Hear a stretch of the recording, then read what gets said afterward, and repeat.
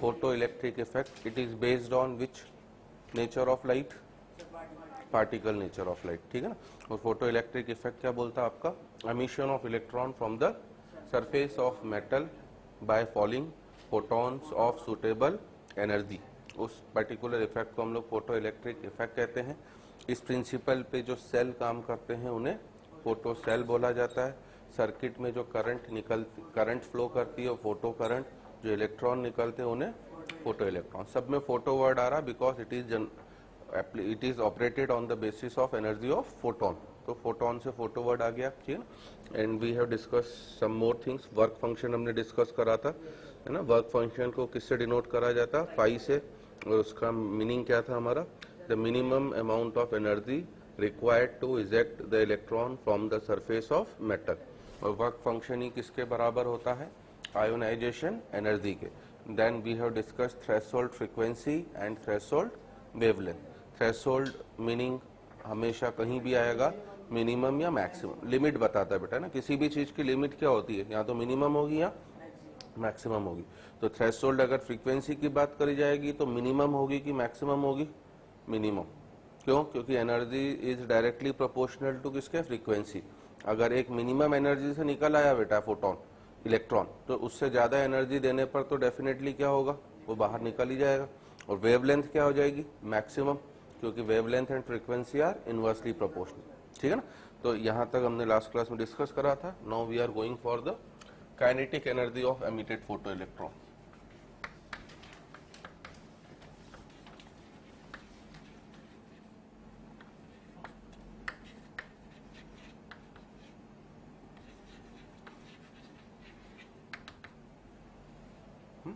Planks quantum theory में भी we have did some small problem कि अगर आप एग्जैक्टली बॉन्ड एनर्जी के बराबर एनर्जी दोगे तो क्या होगा, केवल निकलेगा, बॉन्ड टूट जाएगा। और उससे ज्यादा एनर्जी दोगे तो बॉन्ड टूटने के बाद the remaining energy will be converted into kinetic energy. अब इसी तरीके से अगर फोटोन की energy equal to work function हो गई बेटा तो क्या होगा, वो केवल बाहर निकलेगा, ठीक है ना। बट अगर मैंने वर्क फंक्शन से ज्यादा एनर्जी दे दी तो क्या, बाहर भी निकल जाएगा and remaining energy will be converted into kinetic energy, है ना। तो बस kinetic energy of photo electron में हमारा यही है बेटा कि energy of photon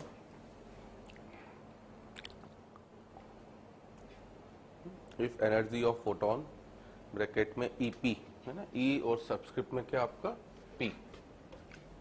what is the meaning of EP, energy of photon, है ना। If energy of photon is greater than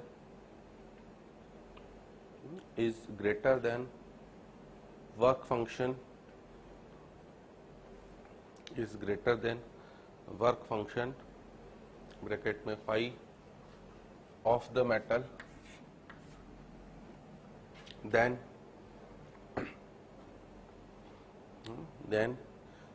remaining energy will be converted into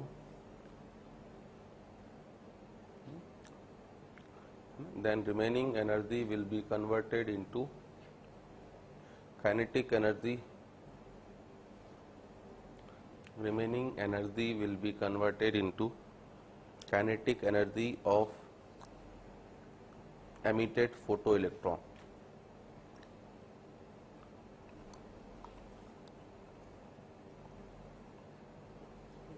ठीक है बेटा, बस this is the definition. And if someone is asking for the formula तो सीधे सीधे क्या फॉर्मूला हो जाएगा, के ई किसके लिए बेटा, काइनेटिक एनर्जी। कितनी एनर्जी कन्वर्ट होगी काइनेटिक एनर्जी में, दोनों का डिफरेंस, तो it is equals to EP minus क्या आपका 5, ठीक है ना। अब मैं चाहूं तो ईपी को एच न्यू भी लिख सकता हूं, कैन आई राइट, ईपी मतलब energy of photon, and we have two formula for the energy of photon. First one is h nu, second one is hc by lambda. तो अगर मुझे h nu और nu के terms में लिखना होगा तो I can write EP as h nu and phi as h nu naught. What is the difference between nu and nu naught? Nu मतलब frequency of photon and nu naught का मतलब threshold frequency, ठीक है ना। In the similar way अगर आपको wavelength के terms में लिखना हो तो can I write energy of photon as hc by lambda, then I write work function as hc by lambda naught, है ना. तो you can see we have total 3 formulas for the energy of kinetic energy of photon.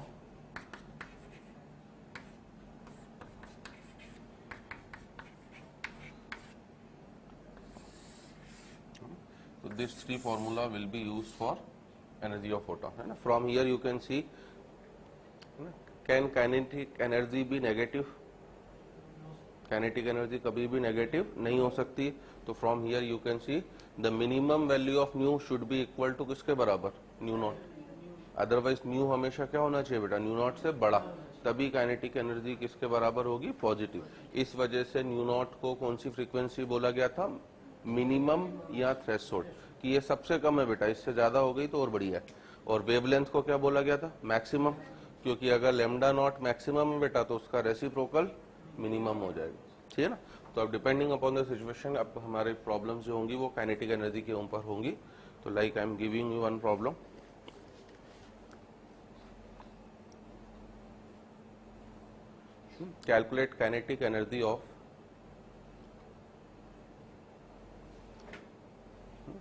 Calculate kinetic energy of emitted photoelectron. Kinetic energy of emitted photoelectron when photons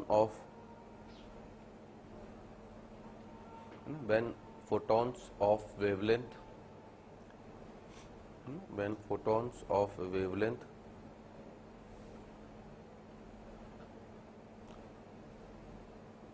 300 nanometer, when photons of wavelength 300 nanometer falls on a metal having work function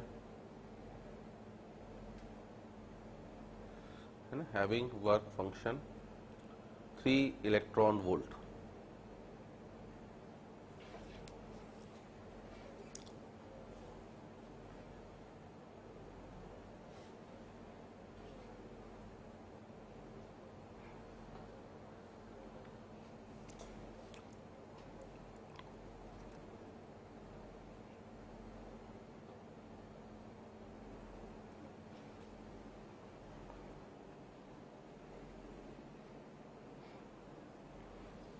देखो क्या दे दिया बेटा आपको, है ना. पहली problem में बता रहा हूँ, फाई की वैल्यू गिवन है बेटा. कितना है फाई?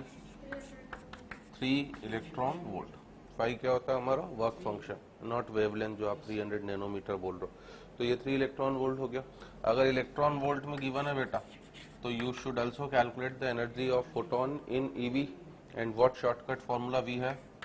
12,400 अपॉन, है ना, 300 नैनोमीटर का मतलब 3000 आर्मस्ट्रॉन्ग. तो in the last class I have given you one shortcut formula. ये आपके कैंसिल हो जाएंगे. 124/30 approximately how much? 4.1 electron volt. सही है. तो you can see the energy of photon is greater than work function. So remaining energy will be converted into what? Kinetic energy. So kinetic energy will B 4.1 minus 3, that is 1.1 EV. Simple एक एक line के shortcut problems बनती हैं इनके ऊपर. तो इस तरीके से we can solve the problem, है ना.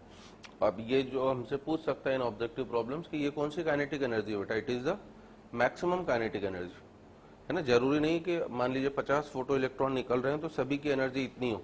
कुछ की एनर्जी इससे कम भी हो सकती. क्यों? Because the electrons which are present at the surface वो तो क्या होंगे बेटा? आसानी से निकल जाएंगे.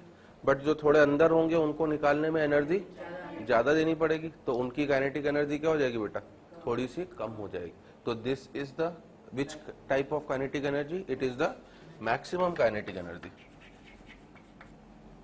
ठीक है ना. तो इसलिए आप नीचे नोट बना के लिख भी लीजिएगा, है ना. नीचे नोट बना के लिख भी लेना इस चीज को कि, है ना, above formula of kinetic energy,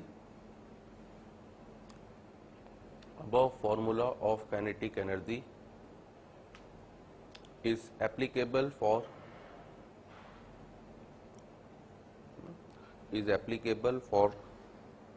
maximum kinetic energy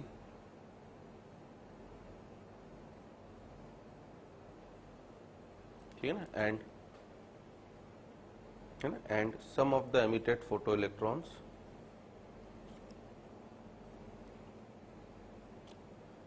may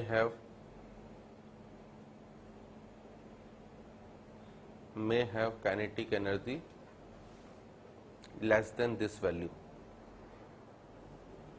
may have kinetic energy less than this value. ठीक है, इनफैक्ट मिनिमम वैल्यू कितनी हो सकती है बेटा काइनेटिक एनर्जी की? What will be the minimum value of kinetic energy? Zero, ठीक है ना। तो इसलिए अगर आपसे kinetic energy of photo electron कभी भी बोला जाएगा तो वो जीरो से लेकर कहां तक रहेगा आपका? केई मैक्स तक। तो इसी नोट में आप ये भी लिख सकते हो कि kinetic energy of photo electron will be very from zero to KE max.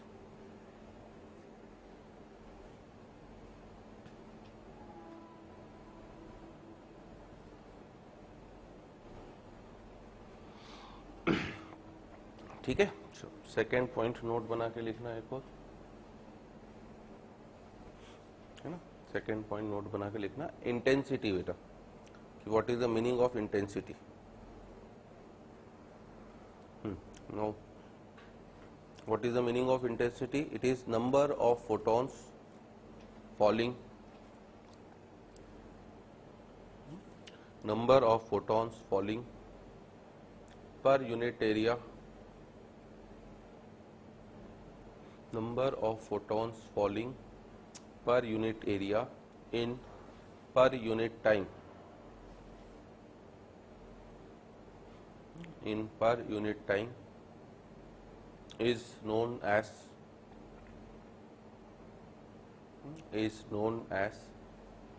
intensity of radiation, is known as intensity of radiation, ठीक है ना।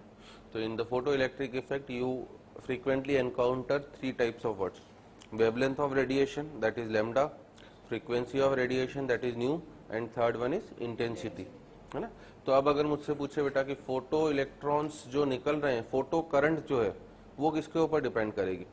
जितने ज्यादा सर्किट में करंट फ्लो, इलेक्ट्रॉन फ्लो करेंगे, करंट भी क्या होगी उतनी ज्यादा, और इलेक्ट्रॉन्स की नंबर ज्यादा कब होगी? जब इंटेंसिटी ज्यादा हो कि वेवलेंथ ज्यादा हो? इंटेंसिटी ज्यादा, है ना। और काइनेटिक एनर्जी किसके ऊपर डिपेंड करेगी? वेवलेंथ के ऊपर। दो अलग अलग चीजें बेटा, है ना। तो इस चीज को भी नीचे नोट बना के लिख लेना, है ना, कि photo current depends upon, photo current depends upon intensity of radiation,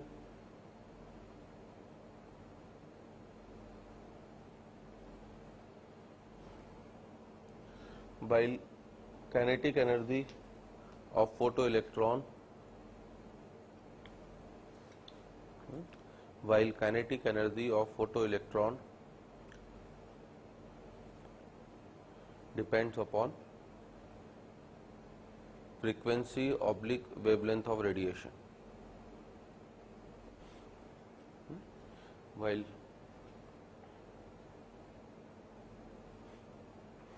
kinetic energy depends upon frequency oblique wavelength of radiation, ठीक है ना। तो अगर मुझसे ग्राफ बनाने को देता है मुझे कि what will be the graph for kinetic energy of electron versus intensity,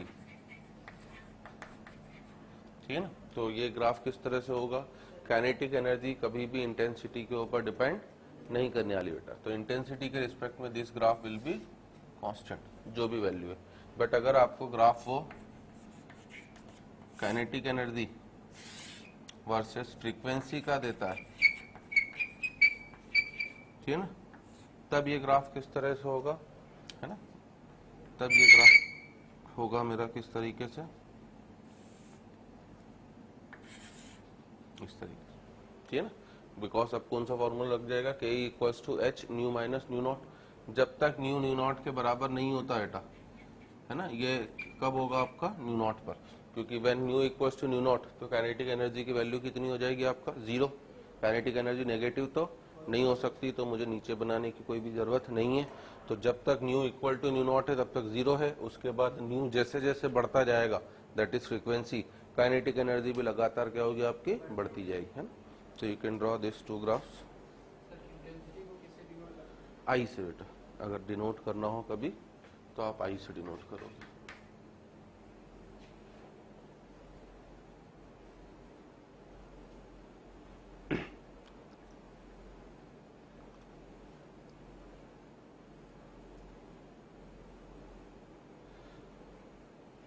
ठीक है ना। So photo electric effect is clear to all of you, ठीक है ना। वी वांट, है ना, if you want we can do one small problem more. आपसे कह रहा था maximum kinetic energy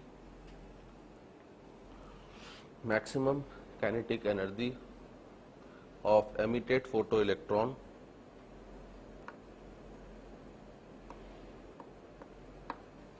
maximum kinetic energy of emitted photoelectron when photons of wavelength 410 nanometer, है ना, when photons of wavelength 410 nanometer falls on a metal is 4 electron volt, is 4 electron volt। ठीक है, आपसे कह रहा है calculate work function, threshold frequency and threshold wavelength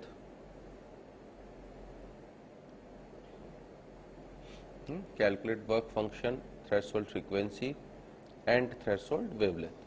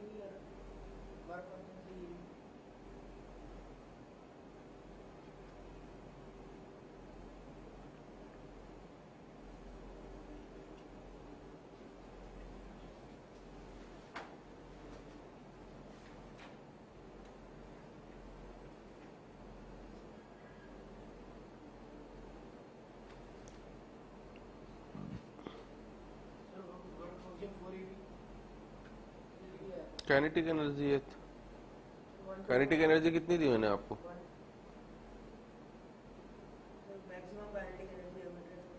हाँ कितनी दी है? काइनेटिक एनर्जी दी है कि नहीं दी? 4 eV दिया। तो ये किसका डाटा है?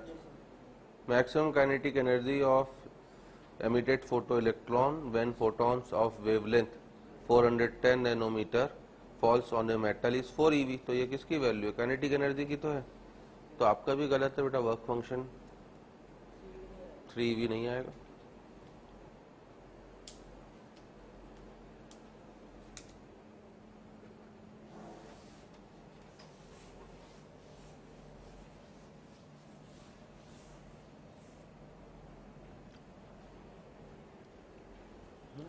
If we have given the kinetic energy in EV, कितना दिया है मुझे काइनेटिक एनर्जी? 4 eV।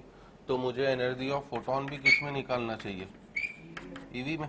अब एनर्जी ऑफ फोटोन EV में निकालने का शॉर्टकट फॉर्मूला कौन सा है मेरे पास? 12400 डिवाइडेड बाय 410 नैनोमीटर का मतलब 4100 आर्मस्ट्रॉन्ग।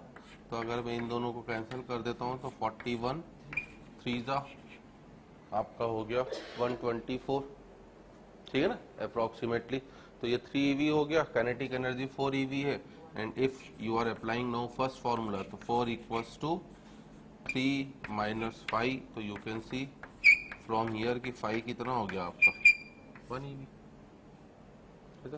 तो 5 की वैल्यू 1 eV हो जाएगी, ठीक है ना। Once you get the 5, again use the same formula, ये मैंने बार बार बोला है। Now we are going to start the Bohr's model, this is the last follow. Bohr's model में भी frequently you will find the energy in eV, तो you can directly use this formula. तो from here you can see that कि यहाँ से lambda naught की value कितनी हो गई मेरा 12400 Armstrong, and once you know the value of lambda naught, now you can calculate the value of nu naught by using c equals to nu naught into lambda naught. So it is 3 into 10 की power 8 upon 1.24 into 10 की power minus 6, that is your answer, ठीक है ना। तो 3 upon 1.2 into 10 की power 14 hertz. So in this way I can easily calculate all three values. First is work function, second is lambda naught, third one is nu naught. किसकी? बिल्कुल सही बोला बेटा आपने। So make the correction, make the kinetic energy 2 eV, बिल्कुल सही। Kinetic energy हमेशा कम होनी चाहिए बेटा एनर्जी ऑफ फोटोन से, तो make correction, instead of 4 eV you should make it as 2 eV। अब तो सही है ना, वो डाटा बनाने में गड़बड़ हो गई होगी, ठीक है। चलो, तो that completes our photo electric effect, है ना। तो after the failure of Rutherford model of atom, ठीक है ना, what was the failure in Rutherford model of atom?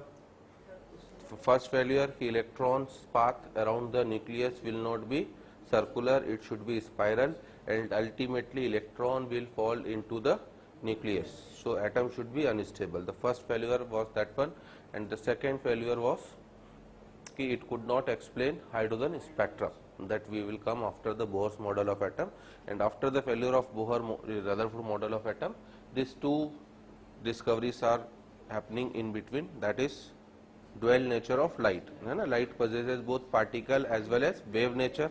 On the wave nature we have the phenomena interference and diffraction, while on the particle nature we have the phenomena Planck's quantum theory, that is black body radiation and photoelectric effect. And after this discovery, now we are coming to our Bohr model of atom, which is very very important from JEE point of view. So put your next heading, Bohr's model of atom.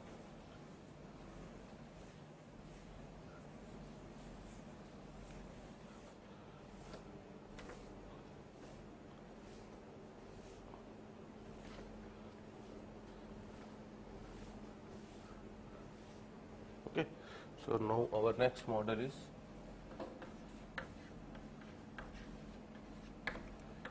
Bohr's model of atom.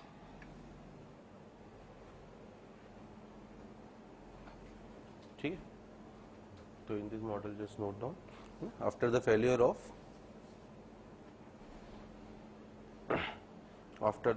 of Rutherford's model of atom,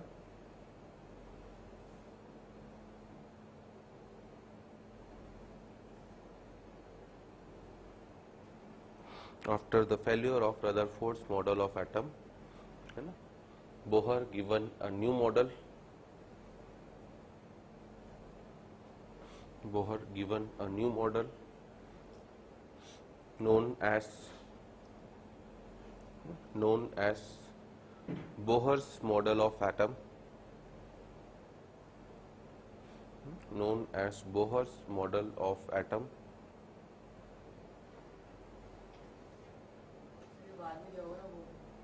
हाँ, ये तो काफी बाद में है ना, known as Bohr's model of atom, ठीक है ना, which is based upon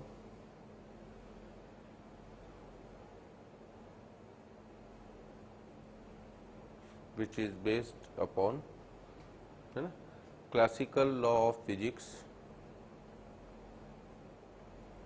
which is based upon classical law of physics, है ना, and quantum mechanics, which is based upon classical law of physics and quantum mechanics. Okay, so first of all I am giving you the main postulates. Postulates मतलब assumption कि Bohr ने क्या क्या सबसे पहले assume कर लिया है ना. And in the school exam या यहाँ पर जो बीपीटी होंगे उनमें पूछ सकता है आपसे कि कौन कौन से assumption, ठीक है ना. यहाँ से आप ढंग से पढ़ना बेटा. पुराने जो 4 लेक्चर छूटे हुए वो आज फोटोकॉपी करके पढ़ लेना, कल मैं समझा दूंगा आपको, है ना. तो उसका एटॉमिक स्ट्रक्चर आपका पूरा क्लियर हो जाएगा.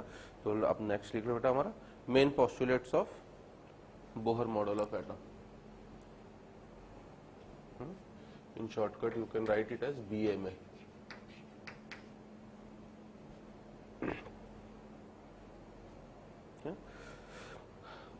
Main postulate that is assumption कि बोहर ने क्या क्या एज्यूम करा. पहला पॉइंट तो बोहर ने यही दिया बेटा, फर्स्ट पॉइंट कि atom contains new 2 parts.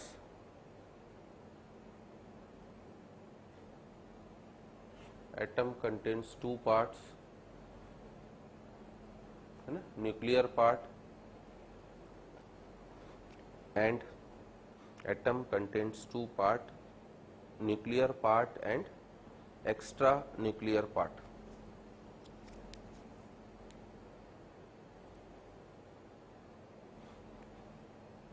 Okay, nuclear part that is nucleus in the same, nuclear part that is nucleus is present at the center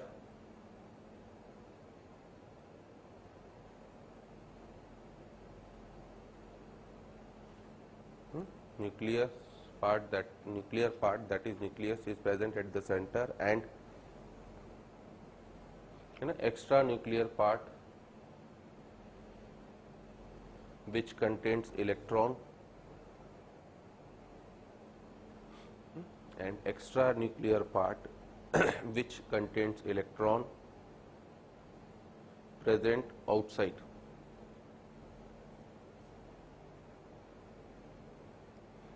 Present outside, ठीक है. And electron revolves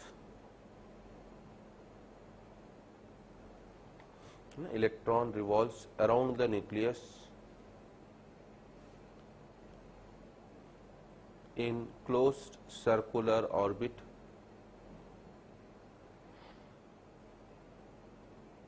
or shells.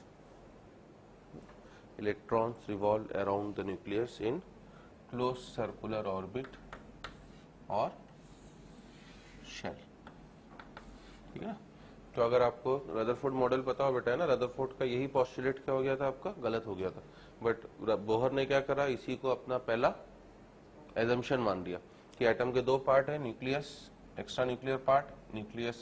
Nuclear part में nucleus है, extra nuclear part में electron है and electron revolves around the nucleus in close circular orbit. तो ये जो है हमारा, this is our close circular orbit, ठीक है ना.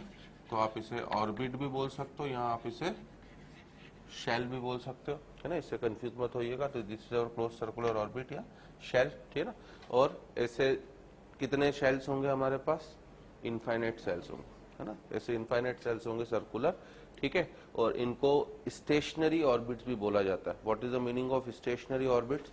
स्टेशनरी ऑर्बिट का मतलब ऑर्बिट्स हैविंग फिक्स एनर्जी, जिनकी एनर्जी कभी भी चेंज नहीं हो सकती है, ठीक है ना. तो आप अपना फिगर बना के नीचे लिख लेना.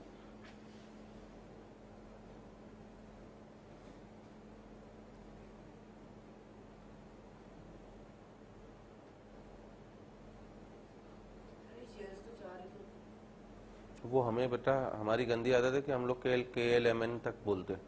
उसके आगे आप OPQRST UV WXYZ तक चले जाओ.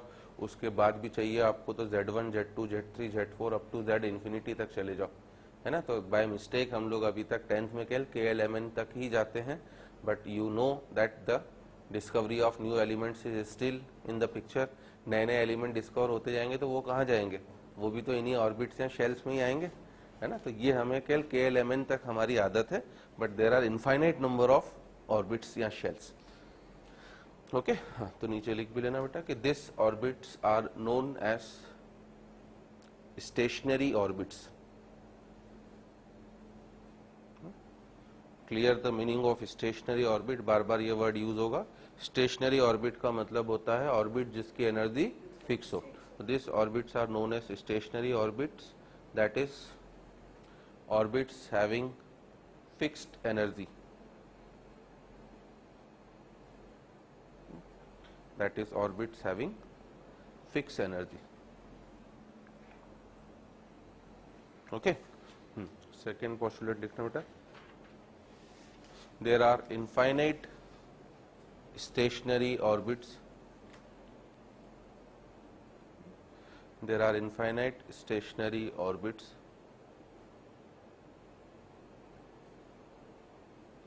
available around the nucleus. There are infinite stationary orbits available around the nucleus.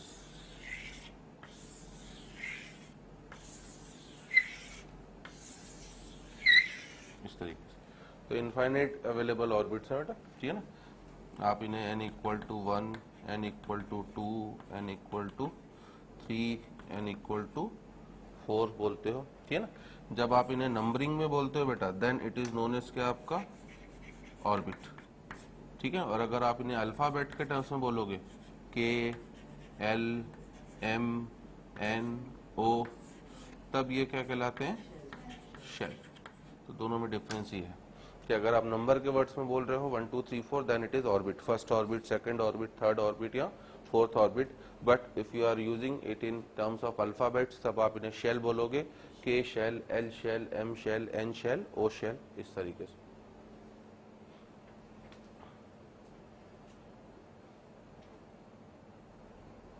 ठीक है ना. अब ये दो तो जनरल पोस्टुलेट है बेटा. अब थर्ड से बोहर का मेन काम चालू होता है कि जो infinite number of available circular orbits हैं, इनमें इलेक्ट्रॉन है ना, it is based upon particle nature. तभी तो बीच में पार्टिकल नेचर का डिस्कवरी हुआ है. और पार्टिकल नेचर का मतलब मैंने क्या बोला था आपसे, हमेशा quantize. What is the meaning of quantize?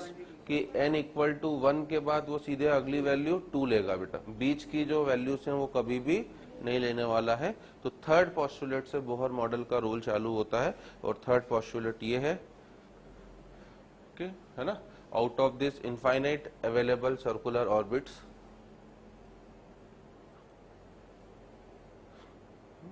out of this infinite available circular orbits, electron will revolve, electron will revolve only, electron will revolve only in those circular orbit, electron will revolve only in those circular orbit in which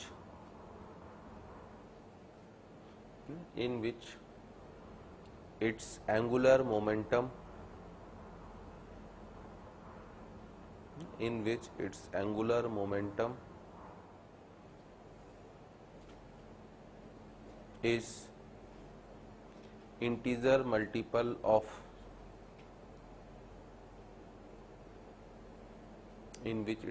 momentum is integer multiple of h upon 2 pi.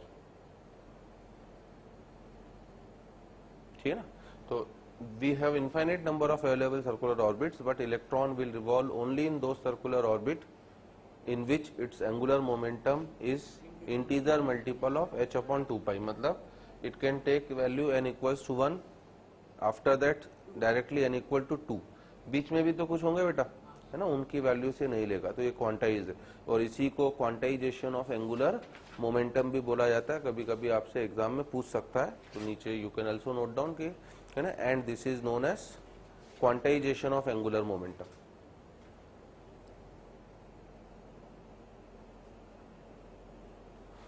And this is known as quantization of angular momentum, है ना. अब angular momentum का क्या formula होता है हमारा, है ना. मोमेंटम शायद होपफुली आपने सुना होगा. क्या होता है मोमेंटम?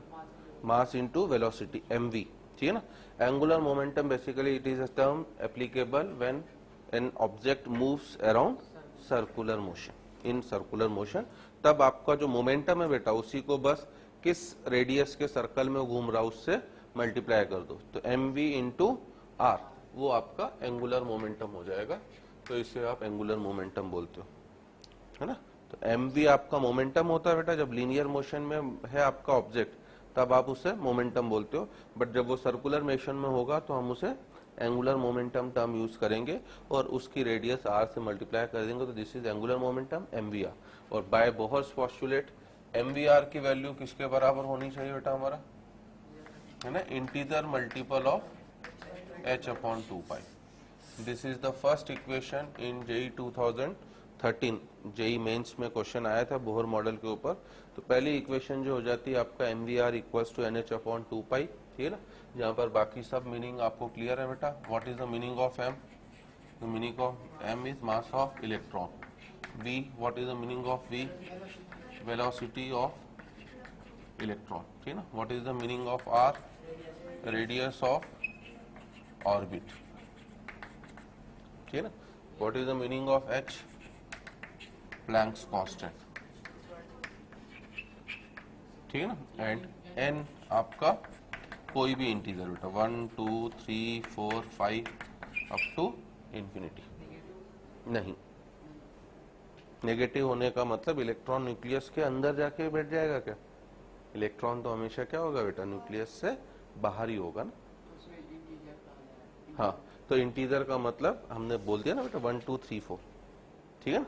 तो पॉजिटिव इंटीजर लिखना चाहो तो आप लिख सकते हो, बाकी नेगेटिव तो हो ही नहीं सकता ना, तो नेगेटिव बोलने की जरूरत ही नहीं। प्लैंक्स कांस्टेंट की वैल्यू होती है बेटा 6.63 इंटू 10 की power minus 34 joule into second, है ना। मास ऑफ इलेक्ट्रॉन तो पता ही होगा आपको 9.1 इंटू 10 की पावर माइनस 31 kg, है ना। हमारे लिए अननोन बस ये दो होते हैं बेटा। तो बोहर मॉडल में मेजरली क्वेश्चन वेलोसिटी, रेडियस और तीसरा एनर्जी, है ना। वेलोसिटी से मेरा मीनिंग क्या है कि ये इलेक्ट्रॉन जो घूम रहा है बेटा, तो डेफिनेटली इसकी कुछ क्या होगी, वेलोसिटी होगी, और जिस भी ऑर्बिट में होगा बेटा उसकी कुछ क्या होगी, आपका रेडियस होगी। तो हमारे लिए जो अननोन क्वेश्चन मिलेंगे रेडियस पर, वेलोसिटी पर, या फिर इन ऑर्बिट्स की एनर्जीज के ऊपर, ठीक है ना। हाँ, कैसे? नहीं, वो तो अभी मैं न्यूमेरिकली तो मैं आपको और शॉर्टकट बताऊंगा। आप तो खूब छोटा शॉर्टकट बोल रहे हो, मैं और ज्यादा शॉर्टकट बता दूंगा आपको न्यूमेरिकली, तो है ना, ठीक है। हाँ हाँ, हर शेल का अलग अलग हुआ ना बेटा, क्योंकि हर शेल में इलेक्ट्रॉन की वेलोसिटी भी अलग है और आर भी अलग है, और बेसिकली आप वैसे ही देख लो कि एन की वैल्यू भी तो अलग अलग है।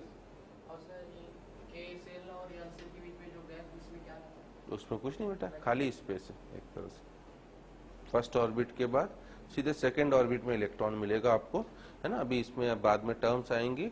नोड करके एक वर्ड होता है, नोड मतलब जहां पे इलेक्ट्रॉन कभी आपको मिल ही नहीं सकता, ठीक है ना। तो इलेक्ट्रॉन फर्स्ट ऑर्बिट के बाद सीधे कहाँ मिलेगा आपको, सेकंड ऑर्बिट। बीच में काफी सारी जगह क्या हो जाएगी, खाली हो जाएगी, उसे नोड बोलते हैं। और ये चूंकि सर्कुलर शेप का नोड है, that's why it is known as circular node. तो that we will come on the later on in quantum numbers. Okay, चलो नेक्स्ट पोस्टुलेट लिखना बेटा। हाँ लिखेंगे। हाँ, नेक्स्ट पोस्टुलेट है बेटा कि Rutherford model of atom fail हो गया बिकॉज, है ना, उसके अकॉर्डिंग क्या बेटा, इलेक्ट्रॉन कंटिन्यूसली क्या हो रहा है, न्यूक्लियस के पास पास आता जा रहा है। बट बोहर ने पहले ही फिक्स कर दिया कि जब तक इलेक्ट्रॉन किसी फिक्स स्टेशनरी ऑर्बिट में घूम रहा है तब तक ये ना तो अपनी एनर्जी लूज करेगा न ही एनर्जी गेन करेगा। अब अगर एनर्जी लूज या गेन नहीं कर रहा है, इसका मतलब न तो ये न्यूक्लियस के पास जाएगा न ही न्यूक्लियस से दूर जाएगा। ये पास जाने या दूर जाने का काम करेंगे कौन, फोटोन। अगर मैंने इलेक्ट्रॉन मान लो फर्स्ट ऑर्बिट में और मैंने कोई फोटोन इसको दे दिया, तो इलेक्ट्रॉन क्या करेगा बेटा, उस फोटोन की एनर्जी को गेन करके नीचे से ऊपर चले जाएगा। बट ऊपर जाके वापस क्या होगा बेटा, उसे नीचे आना ही है ना। n equal to 1 lowest energy state को ग्राउंड स्टेट बोला जाता है, और बाकी सबको कौन सी स्टेट बोला जाता है, एक्साइटेड स्टेट, ठीक है। क्योंकि अगर आपसे हाइड्रोजन का मैं कॉन्फ़िगरेशन लिखने को बोलूं, हाइड्रोजन के पास कितने इलेक्ट्रॉन होते हैं बेटा, 1। तो शायद आपने 9th या 10 में सुना होगा कि हाइड्रोजन का कॉन्फ़िगरेशन को 1s1 लिखा जाता है। इतना देखा है आपने। तो 1s1 का मतलब क्या बेटा, इलेक्ट्रॉन हमेशा कौन से ऑर्बिट में रहना पसंद करेगा, ग्राउंड मतलब पहले फर्स्ट में। अवेलेबल होंगे तो 1 के बाद किस में जाओगे, 2 में, 2 के बाद किस में जाओगे, 3 में। बट अननेसेसरली आप 1s1 को कभी भी 2s1 नहीं लिख सकते हो। 2s1 का मतलब क्या हो गया कि आपने इलेक्ट्रॉन को फर्स्ट ऑर्बिट की जगह सीधे किस ऑर्बिट में रख दिया, सेकेंड। ठीक है ना, इलेक्ट्रॉन हमेशा सबसे पहले लोएस्ट एनर्जी स्टेट में रहना चाहता है। तो आप नेक्स्ट पॉइंट लिख लेना बेटा हमारा कि energy of each stationery orbit is fixed, energy of each stationary orbit is fixed and as distance of electron, energy of each stationary orbit is fixed and as distance of electron increases from the nucleus and as distance of electron from the nucleus, as distance of electron increases from the nucleus, then its energy also increases.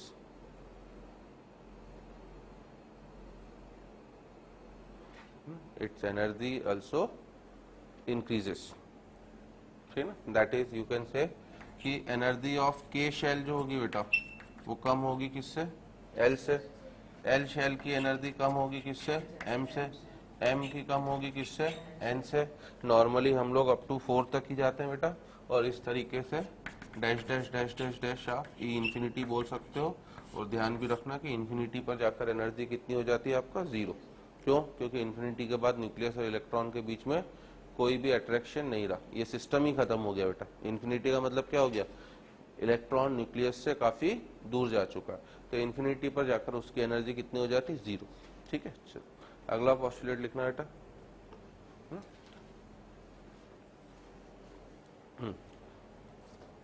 as unless until electron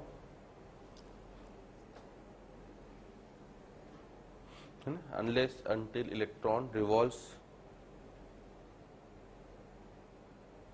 है ना in any of the stationary orbit, unless until electron revolves in any of the stationary orbit, it will neither lose energy, it will neither lose energy nor gain energy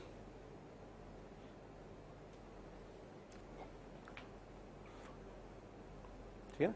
जब तक electron किसी भी stationery orbit में घूम रहा है तब तक ना तो ये एनर्जी को लूज करेगा ना ही एनर्जी को गेन करेगा, मतलब अब पास जाने या दूर जाने का कोई भी सवाल नहीं है। ठीक है ना, यहाँ पर 2 टर्म्स और लिख लेना बेटा हमारा जो फ्रीक्वेंटली प्रॉब्लम्स में मिलेंगे आपको। ग्राउंड स्टेट जीएस, तो अगली टर्म लिखना हमारा ग्राउंड स्टेट जीएस। ठीक है, जिसमें लिखना है हमारा कि lowest energy state,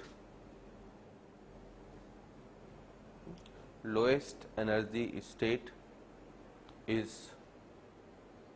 known as ground state.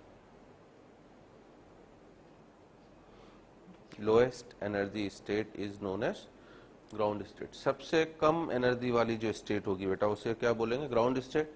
And just now we have discuss कि जितना इलेक्ट्रॉन दूर जाता जाएगा बेटा उतना क्या होता जाएगा, उसकी एनर्जी बढ़ती जाएगी। तो सबसे कम वाली एनर्जी स्टेट कौन सी होगी, n = 1। तो कभी भी प्रॉब्लम में अगर ग्राउंड स्टेट बोला जा रहा है बेटा तो उसका मीनिंग आपको पता होना चाहिए कि ग्राउंड स्टेट का मतलब हमेशा n = 1 होगा हमारा।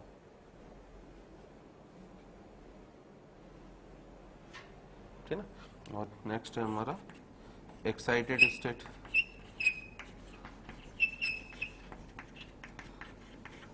ES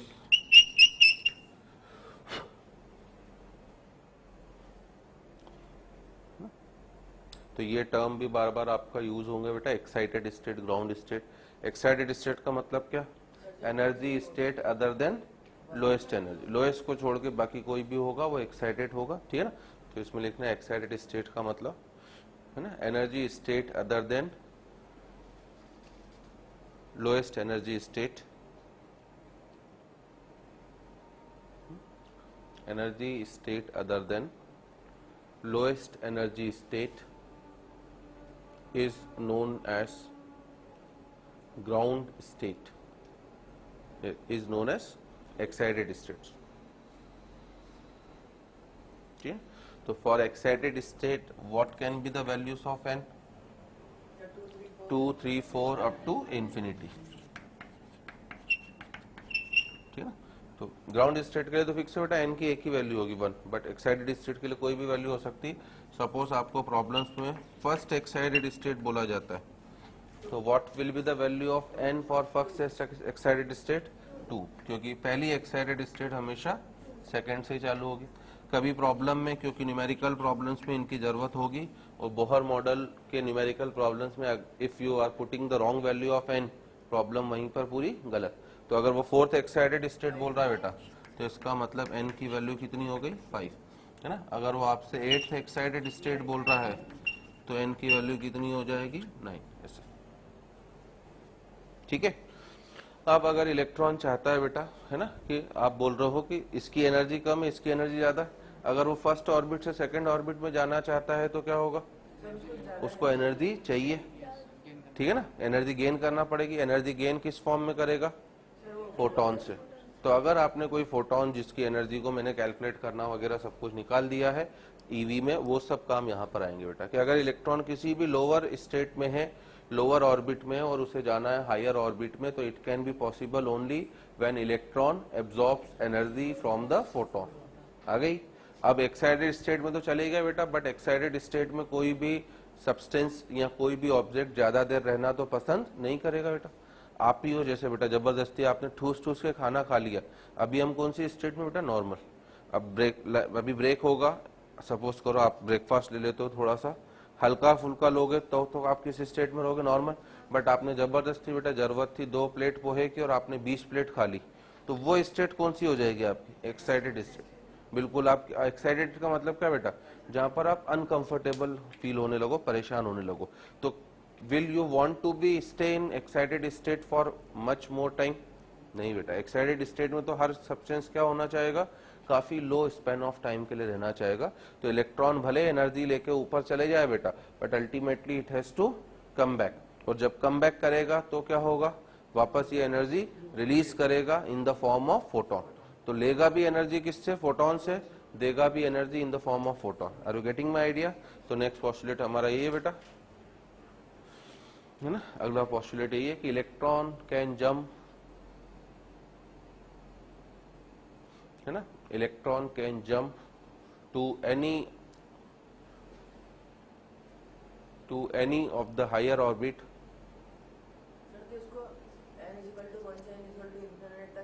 ला सकते हैं बिल्कुल बेटा, जितनी ज्यादा एनर्जी दोगे इन्फिनिटी तक, उतनी एनर्जी दे दो कि 0 पर आ जाए। उससे ज्यादा दे दोगे तो इन्फिनिटी तक जाने के बाद बाकी बची हुई एनर्जी वापस किसमें हो जाएगी? Kinetic energy. हर बार यही कॉन्सेप्ट लगेगा, बस एक कॉन्सेप्ट को बता लो दिमाग में, वही चलता रहेगा बेटा, ठीक है ना। हाँ, तो electron can be jump to any of the higher orbit from any lower orbit, है ना। Electron can be jump to any of the higher orbit from any lower orbit by absorbing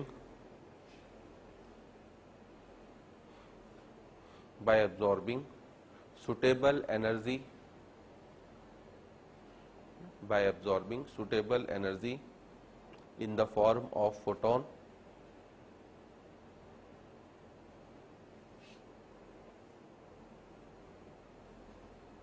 ठीक है, and in the form of photon. And मत लिखो, तो पहले मैं उसको बता दे रहा हूं बेटा, है ना, कि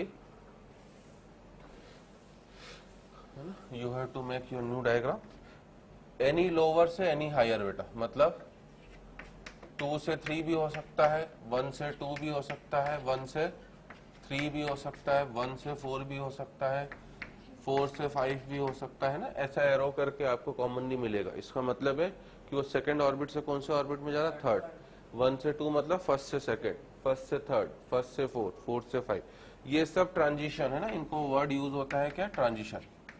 आपसे पूछ सकता है कि ये ट्रांजिशन कब होगा बेटा? ये ट्रांजिशन तब होगा जब वो एनर्जी को क्या करेगा बेटा? एब्जॉर्ब करेगा, है ना। तो तो इनके लिए ट्रांजिशन वर्ड यूज होता है कि इनमें से कौन सा ट्रांजिशन कब होगा बेटा, तो ये सब ट्रांजिशन नीचे से ऊपर जाने वाले हमेशा तब होंगे, वो एनर्जी को क्या करेगा, जब एब्जॉर्ब करेगा, और ये एनर्जी किससे एब्जॉर्ब करेगा, वो फोटोन से, ठीक है ना। तो ये सब जो है बेटा, यहाँ से यहाँ जाना हो, यहाँ से यहाँ जाना हो, यहाँ से यहाँ जाना हो, यहाँ से यहाँ जाना हो, या 2 से 3, 2 से 4, 2 से 5, या 3 से 4, 3 से 5, या 4 से 5, ये सब तभी हो सकते हैं जब वो एनर्जी को क्या करेगा बेटा, एब्जॉर्ब, ठीक है ना। उस पर अगला आ रहा हूँ। तो ये जब आप इन पर फोटोन गिराओगे बेटा, तो ये सब ट्रांजिशन तभी होंगे जब वो फोटोन के एनर्जी को लेकर नीचे से कहाँ पहुंच जाए, ऊपर। अब आप बना लो जल्दी से। नेक्स्ट पोस्टुलेट आ जाते बेटा।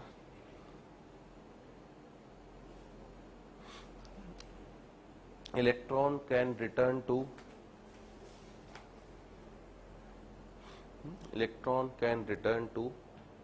any of the lower state.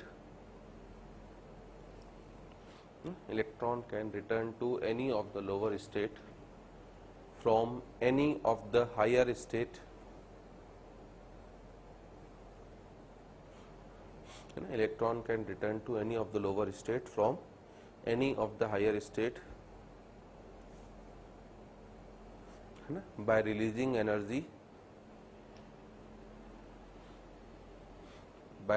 energy in the form of photon.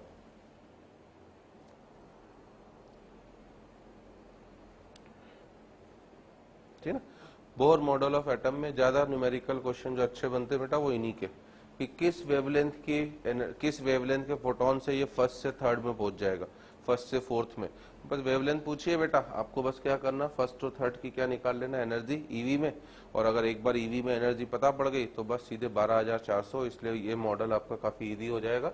तो अब वापस अगर मैं बात करूं बेटा, है ना, कि अगर मुझे इस तरह के ट्रांजिशन दिए जा रहे हैं कि उसे 2 से 1 जाना है, या 4 से 3 जाना है, या 6 से 5 जाना है, या 10 से 1 जाना है, ठीक है ना, या इन्फिनिटी से 1 जाना है, इस तरह के ऊपर से कहाँ आने बेटा, नीचे। तो इन सब केसेस में क्या होगा आपका, है ना, ये सब ट्रांजिशन में आपका एनर्जी को उसे क्या करना पड़ेगा बेटा, लूज करना पड़ेगा, और ये लूज भी वापस किसके फॉर्म में करेगा बेटा, फोटोन के फॉर्म में, ठीक है ना। तो अगर मैं कुछ ट्रांजिशंस को शो करें बेटा हम लोग इस तरीके से, ठीक है ना। तो अगर ये अब जैसे वापस आ रहा है बेटा, यहाँ से यहाँ आ जाए या यहाँ से यहाँ आ जाए, ठीक है ना, तो इनमें सब में क्या होगा बेटा, हमारा एनर्जी लूज होगा।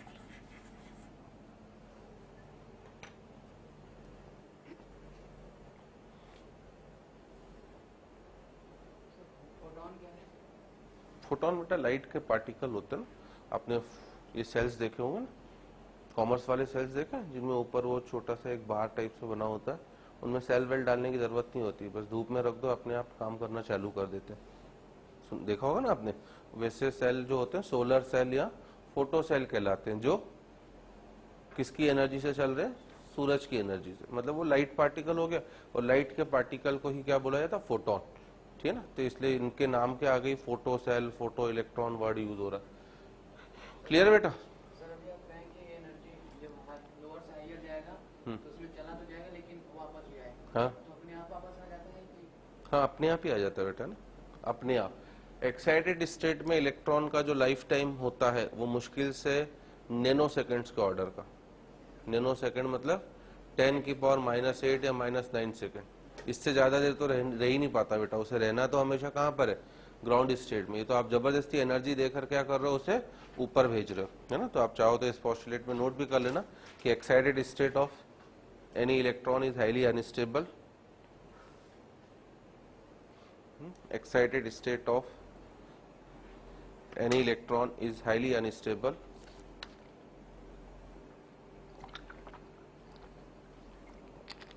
it will stay there only for fraction of seconds,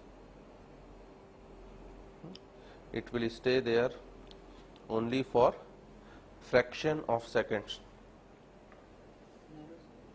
fraction of second में कुछ भी हो सकता है बेटा ना, it will stay there only for fraction of second. Okay, चलो अब लास्ट एंड फाइनल पोस्टुलेट बेटा, जिससे आपके न्यूमेरिकल क्वेश्चन होंगे।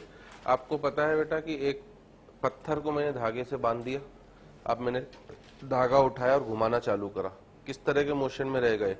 Circular motion. कब तक ये सर्कुलर मोशन बना रहेगा? जब तक एनर्जी मतलब अपन एनर्जी लगा रहे हैं उसकी थोड़ी देर बाद तक। ये सर्कुलर मोशन कब तक बना रहेगा? अगर मैंने अपने हाथ को थोड़ा सा भी कुछ छोड़ा तो सर्कुलर मोशन धड़ से क्या हो जाएगा? खत्म। ये तो फील करा होगा आपने, है ना? फिजिक्स को, केमिस्ट्री को आप रियल लाइफ से फील कर सकते हो। तो हो क्या रहा है बेटा, जब आप थ्रेड को घुमा रहे हो धागे से बांधकर, तो थ्रेड में एक क्या जनरेट हो रही है बेटा? टेंशन है। जब तक वो टेंशन रहेगी तब तक थ्रेड किस में रहेगा?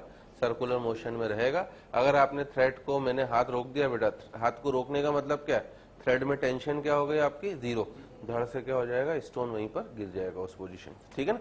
यहाँ पर भी मतलब इन जनरल में बताना चाह रहा हूँ कि अगर कोई भी ऑब्जेक्ट सर्कुलर मोशन में घूम रहा है बेटा, उसके ऊपर दो फोर्सेस लगते हैं जो आपस में बैलेंस रहेंगे तो वो सर्कुलर मोशन हमेशा बना रहेगा। एक टुवर्ड्स द सेंटर, एक अवे फ्रॉम द सेंटर। जो सेंटर की तरफ लगता है, जो सेंटर से बाहर की तरफ लगता है, उसे सेंट्रीफ्यूगल फोर्स बोला जाता है। और जो टुवर्ड्स सेंटर लगता है बेटा, वो डिपेंडिंग अपॉन द सोर्स, जो सेंट्रीपिटल फोर्स, जो कुछ भी हो सकता है। जब आप थ्रेड को घुमा रहे हो तो आपके लिए सेंट्रीपिटल फोर्स क्या है? टेंशन। यहाँ पर जब आप इलेक्ट्रॉन को न्यूक्लियस के अराउंड घुमा रहे हो बेटा, तो सेंट्रीपिटल फोर्स क्या होगा आपका? इलेक्ट्रोस्टैटिक फोर्स ऑफ अट्रैक्शन, क्योंकि दो चार्ज ऑब्जेक्ट है बेटा, ये भी चार्ज है, ये भी चार्ज है। तो एक इलेक्ट्रॉन सर्कुलर ऑर्बिट में तब तक ही घूम सकता है बेटा जब तक उसका electrostatic force of attraction, that is force acting towards the centre, equal to हो जाए किसके? Force acting away from the centre, मतलब सेंट्रीफ्यूगल फोर्स के। सेंट्रीफ्यूगल फोर्स हमेशा फिक्स होता है बेटा mv²/r, हमेशा फिक्स है। और सेंट्रीपिटल फोर्स जो सेंटर की तरफ लगता है वो depending upon the situation. Thread को घुमा रहे हो तो टेंशन हो गया बेटा, यहाँ पर चूंकि चार्ज ऑब्जेक्ट है तो इलेक्ट्रोस्टैटिक फोर्स ऑफ अट्रैक्शन। तो our last postulate is only that कि electron will revolve in any of the circular orbit, electron will revolve in any of the circular orbit, है ना, unless until force acting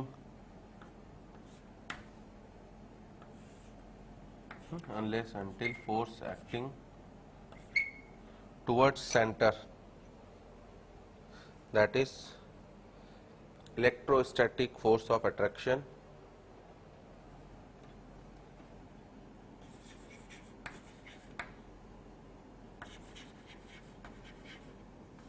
electrostatic force of attraction, है ना, should be equal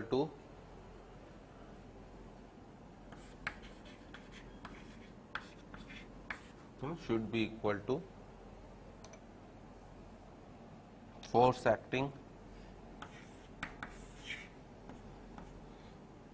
away from the centre,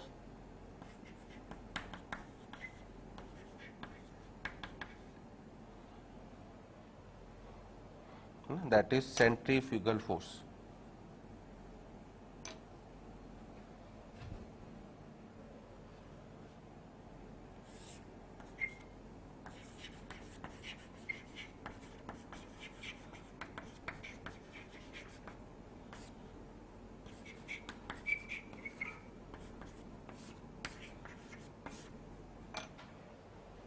ठीक है ना?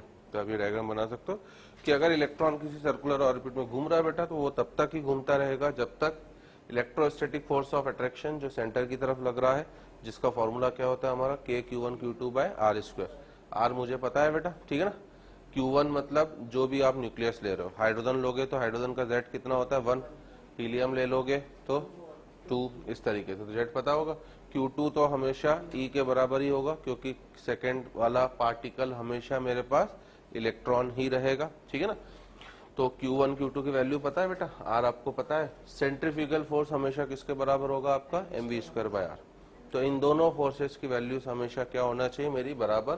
तो अगर मैं इसको बराबर कर दूं बेटा, तो mv²/r will be equals to, values भी डाल दूं, है ना, Q1 की जगह ZE और Q2 की जगह E, तो ZE इंटू E किसके बराबर हो गया, ZE square upon R square, है ना। ये बोहर मॉडल की आपकी सेकंड इक्वेशन। तो numerically Bohr model is simply based upon only two equations. पहली इक्वेशन कौन सी थी हमारा, MVR equals to NH upon 2 pi, and second is MV square by R equals to K ZE square by R square, है ना। In the exams आपसे question इस form में भी आ सकता है बेटा कि Bohr quantization of angular momentum की इक्वेशन लिखो, तो सीधे क्या लिखोगे, MVR equals to NH upon 2 pi, या बोहर मॉडल में फोर्स बैलेंस की इक्वेशन लिखो, तो फोर्स बैलेंस की इक्वेशन क्या लिखोगे, MV square by R equals to K ZE square by R square, है ना। नीचे एक चीज और नोट बना के लिखना बेटा कि, है ना, बोहर मॉडल का भी लिमिटेशन है बेटा, वो जो आखिरी में बाद में जाके लिखाऊंगा, बट अभी जो सबसे ज्यादा जरूरत पड़ने वाली उसको मैं लिखवा दूं कि Bohr model is applicable only for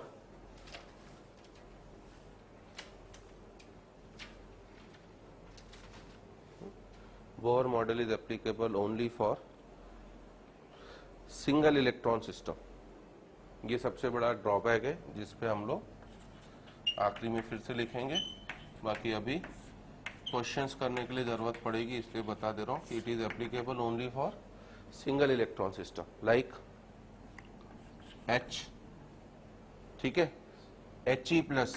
अब आपको पता है कि हीलियम के पास कितने इलेक्ट्रॉन होते हैं बेटा, 2, He प्लस कर दूंगा तो 1 हो जाएगा, है ना।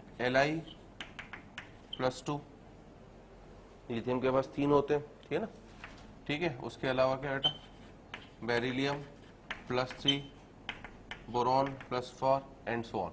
ज्यादातर आपको क्वेश्चन फर्स्ट 4 के ऊपर खूब ज्यादा मिलेंगे, H, He plus, Li plus 2, Be plus 3, है ना।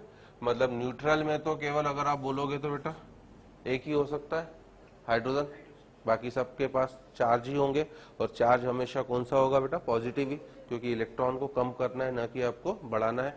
तो ये 4 के ऊपर मिलेंगे बेटा। Z याद रखने का तरीका बेटा, जो चार्ज हो बेटा उसमें +1 और कर दो ताकि कभी कंफ्यूजन ही ना हो आपका। तो हाइड्रोजन के ऊपर कोई चार्ज नहीं है, +1 करोगे तो हाइड्रोजन का Z कितना हो गया, 1, क्योंकि आपको Z की जरूरत पड़ने वाली है। He प्लस का Z कितना बोलोगे, 2, Li प्लस 2 का Z कितना बोलोगे, 3, Be प्लस 3 का Z कितना बोलोगे, 4।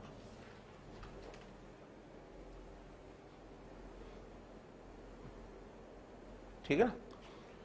तो ये सब terminology, stationery orbit, once again I am revising in 2 or 3 minutes what is the meaning of stationary orbit, जिसकी एनर्जी फिक्स हो।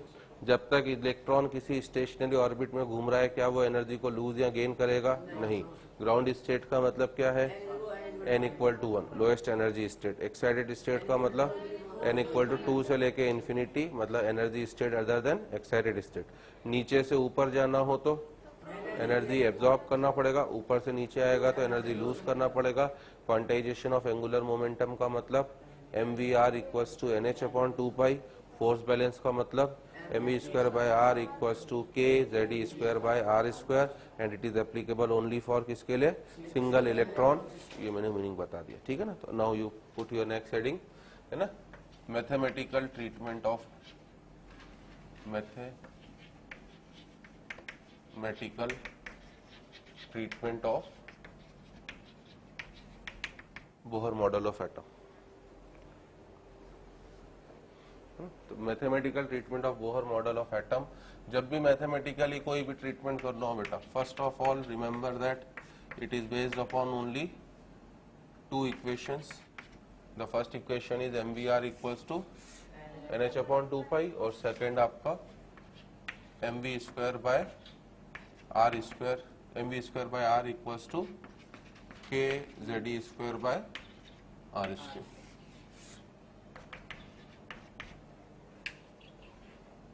ठीक है ना।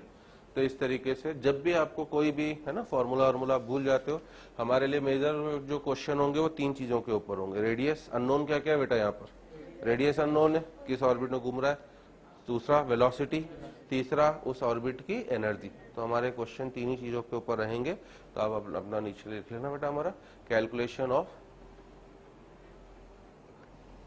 है ना, calculation of radius of any particular orbit.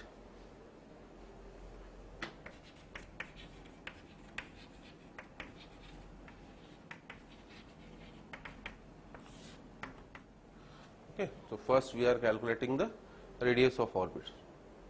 ठीक है, you can see in this formula क्या क्या कांस्टेंट है, पहले तो आप मुझे बता दो। In the above two formula eta n 2 h pi k m और z, ये सब, और इनफैक्ट ई बी, ये सब तो क्या है बेटा आपके कांस्टेंट है, सही है कि नहीं। 2 तो 2 ही है, पाई की वैल्यू हम सभी को पता है 3.14, ठीक है ना। h की वैल्यू मुझे पहले से पता है 6.63 इंटू 10⁻⁻34। k एक कांस्टेंट होता है बेटा, CGS यूनिट में इसकी वैल्यू 1 होती है, MKS में 9 into 10⁹। Already we I have given you the formula for force of attraction. m mass of electron है, ये भी फिक्स है 9.1 इंटू 10⁻31, ठीक है ना। z E की वैल्यू ऑलरेडी फिक्स है बेटा, CGS में 4.8 इंटू 10⁻10 ESU, और SI यूनिट में 1.6 इंटू 10⁻19। Z आप क्या ले रहे हो बेटा, उसका नाम तो सवाल में गिवन ही होगा, तो ये भी एक तरह से क्या है बेटा आपका कांस्टेंट है ना। बाकी सब तो फिक्स ही है पूरे। ये तब भी इन दो को मैं बोल सकता हूँ कि ये दोनों क्या है मेरे लिए वेरिएबल है ना, चेंज हो सकते हैं, बट चेंज मतलब हर प्रॉब्लम के लिए चेंज होंगे बेटा, ऐसे चेंज कभी नहीं होंगे, ठीक है ना। बट अल्टीमेटली अगर मैं देखूं तो मेरे पास अब अननोन के लिए क्या बचे बेटा, V और R, और दो इक्वेशन और दो अननोन। मैं आसानी से क्या कर सकता हूँ बेटा, इसे सॉल्व कर सकता हूँ। कैसे करूंगा भैया, सबसे पहले from the first formula can I put the value of, can I put V as NH upon 2 pi into 1/mr, कर सकता हूँ, है ना। तो बस दो ही काम करने हैं बेटा आपको, from 1 V equals to NH by 2 pi into 1/mr, और अब बस इतना सेकंड काम, सब्स्टिट्यूटिंग है ना वैल्यू ऑफ V इन 2। पहले 1 से V की वैल्यू निकाल लो बेटा, और अब इस वैल्यू को क्या करो, सेकंड में सब्स्टिट्यूट कर दो। तो m/r इंटू, इसकी जगह मैंने सब्स्टिट्यूट कर दिया बेटा V की ये वैल्यू, NH upon 2 pi into 1/mr का whole square, which should be equals to kZe square by r square। अगर मैं इसे ओपन आउट कर देता हूँ बेटा, तो m/r into n square h square upon 4 pi square into 1/m square r square equals to what, kZe square by r square. You can now see r square क्या हो गया आपका कैंसल, एक m भी क्या हो गया बेटा कैंसल। आपको किसकी वैल्यू चाहिए थी बेटा, r की, तो यू कैन सी फाइनली कि r will be equals to n square h square, तो ऊपर ही रहेगा बेटा, r चाहिए ना, नहीं नीचे आ जाएगा, r चाहिए, r को उस तरफ ले जाऊंगा, और इस वाली टर्म को कहाँ ले आऊँ बेटा, नीचे। तो it will be equals to n square h square upon 4 pi square m k z e square. Okay, so this is the first formula for calculating the radius, r equals to n square h square upon 4 pi square m k z e square।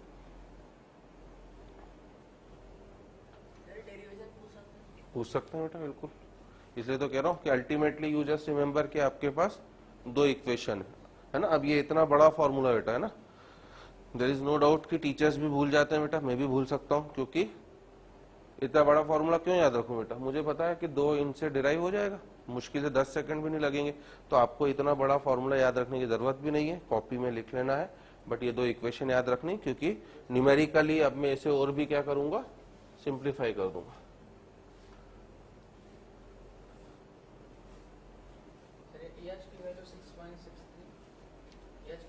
हाँ, 6.63 into 10⁻34। ये सब values मिल जाएंगी बेटा, कहता हूँ आज notes photocopy करा लेना, सब चीजें मिल जाएंगी, जो जो वैल्यूज मैं बोल रहा हूँ ना, के की, एच की, ई जेड की, ई की, सब। उसके बाद इसलिए मैं कह रहा हूँ अभी क्लास के बाद ही फोटोकॉपी करा लेना, आज दिन भर में पढ़ लेना, मैं कल समझाऊंगा तुम्हें, ताकि तुम्हारे पास पढ़ने का भी सफिशिएंट टाइम रहे। और अभी तक कोई ज्यादा चीजें हो ही नहीं है, तो तुम्हें आसानी से समझ में भी आ जाएगा। अभी आज का तो अब मुझे लग रहा है तुम्हें समझ में आ ही रहा है बेटा, एक बार बस पुराना पढ़ लोगे 1-2 घंटे तो क्लियर हो जाएगा। ओके, ठीक है बेटा। तो अब जब न्यूमेरिकल क्वेश्चन में ना, what kind of numerical questions are there, calculate the radius of second orbit, calculate the radius of fourth orbit, तो यू कैन सी कि आप इन कांस्टेंट की वैल्यू बार बार थोड़ा पुट कर सकते हो बेटा, इतना टाइम अगर आप लगाओगे तो क्या हो जाएगा, इतनी कैलकुलेशन करोगे तो टाइम क्या होगा बेटा, काफी ज्यादा लगेगा।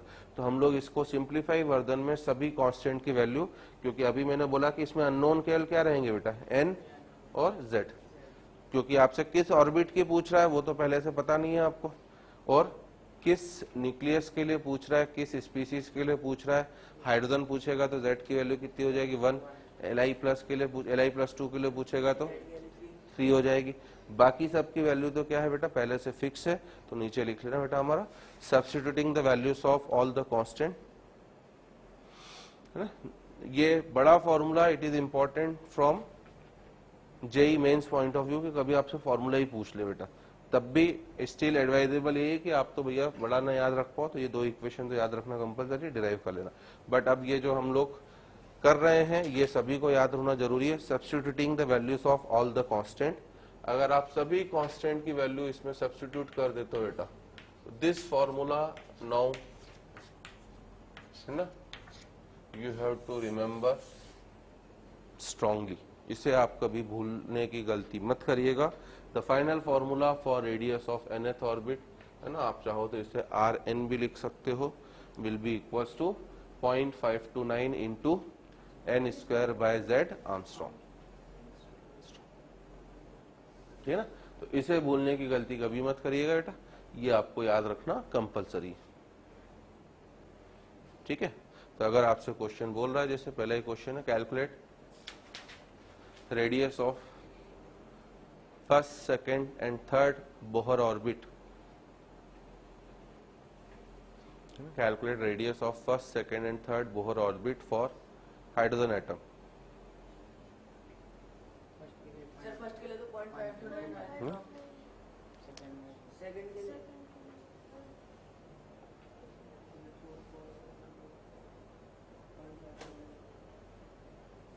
Calculate radius of first, second and third Bohr orbit of hydrogen atom.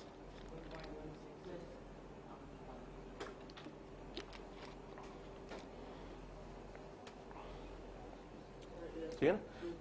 Her question में सबसे पहले बेटा क्या दिया गया है उसको लिखा करो। तो आपको क्या दिया गया है बेटा, H एटम। H एटम बोलते ही Z कितना हो गया आपका 1, सबसे पहले तो इसे, तो अब नीचे वाली चीज तो क्या हो गई आपकी गायब, है ना। अब फर्स्ट ऑर्बिट का मतलब n = 1, तो R1 की वैल्यू भी कितनी हो जाएगी 0.529 इंटू 1 का स्क्वायर मतलब 0.9529 आर्मस्ट्रॉन्ग। बेटा कल जबरदस्ती चिल्ला रहे हो और कर कुछ नहीं रहे हो, क्यों? इतनी देर में तो सॉल्व हो जाना चाहिए, तुमने करा कुछ नहीं है, बस 0.529 कर रहे हो।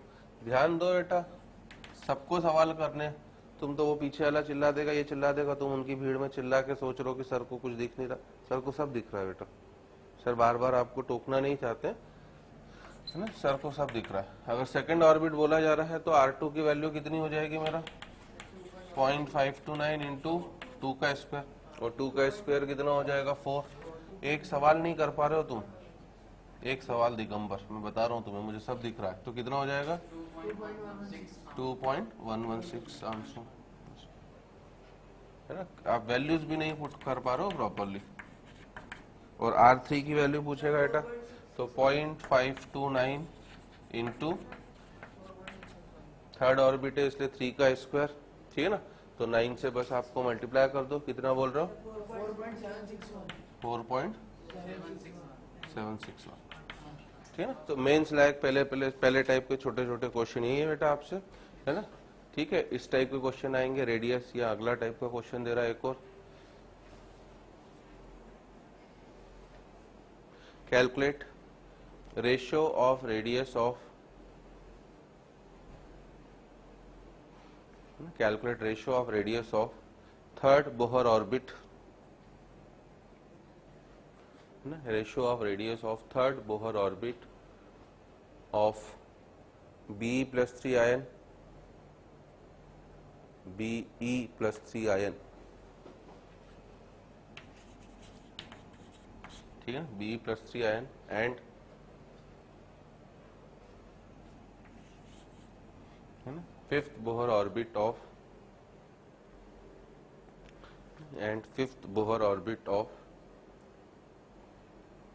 Li+2 ion and fifth Bohr orbit of Li+2 ion, ठीक है ना। तो अब ये अगले टाइप के जो क्वेश्चन इंपॉर्टेंट होंगे वो रेशो वाले। तो Be+3 जैसे ही आपसे बोला गया बेटा what is the value of Z for it, Be+3 का Z कितना हो जाएगा बेटा 4, और कौन से ऑर्बिट के लिए बोला गया है, कौन से ऑर्बिट के लिए बोला गया है आपसे, थर्ड, ठीक है ना। तो आपको सीधे सीधे क्या करना बेटा, R3 will be equals to 0.529 into Z² n² मतलब 9/4। अब यहाँ पर रेशो वाले क्वेश्चंस में कभी भी आपको, यह जो आप कर रहे हो ये इसलिए मैं बता रहा हूँ, रेशो वाले क्वेश्चन में कभी भी आपको पूरी वैल्यू निकालने की कोई भी जरूरत नहीं है, बस आप इसको अननोन में छोड़ दो। अगले वाले की बात करूं तो Z कितना हो गया मेरा, Li+2 बोलते ही 3 हो गया, ठीक है ना, और N कितना हो गया मेरा 5। तो now what is R5, 0.529 into n² मतलब 25/3। तो आपसे बस इनका रेशो पूछा गया बेटा, तो R3/R5 का अगर आप रेशो निकालोगे तो रेशो वाले क्वेश्चन में कभी भी सॉल्व करने की जरूरत नहीं है, क्योंकि बाकी सब चीजें तो क्या हो जाएंगी आपकी कैंसिल। बस ये क्या हो जाएगा आपका 9/4/25/3, सो इट बिकम्स 3 ऊपर जाएगा, ये नीचे आ जाएगा बेटा 27/100, ठीक है ना। तो इस तरीके से रेडियस वाले क्वेश्चन कम ही आते हैं बेटा, आएंगे तो इसी तरह के कि इस ऑर्बिट की रेडियस बताओ, इस ऑर्बिट का रेशो बताओ, फलाना ढिमका, तो हम इस फॉर्मूले पे कर सकते हैं। कल कुछ प्रॉब्लम्स में और आपको करवाऊंगा, यहीं से आगे बढ़ेंगे, ठीक है। चलो।